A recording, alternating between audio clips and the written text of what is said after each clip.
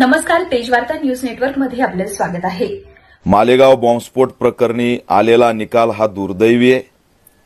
केंद्रात आणि राज्यात ज्या विचारसरणीची सरकार आहे त्याच विचारसरणीचे आरोपी असल्यामुळे निकाल अपेक्षित होता।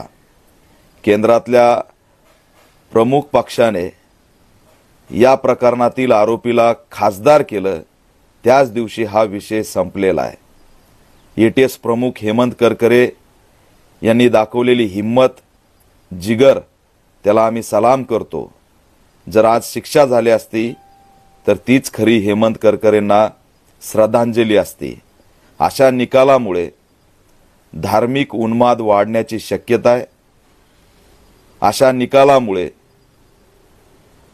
बॉम्बस्फोट सामाजिक वातावरण दूषित करणारे ज्या प्रवृत्ती आहेत त्यांचं मनोबल वाढण्याची शक्यता आहे। त्याच्यामुळे देशासाठी आणि राज्यासाठी हा निकाल दुर्दैवी आहे, ही ऑल इंडिया पॅंथर सेनेची भूमिका आहे।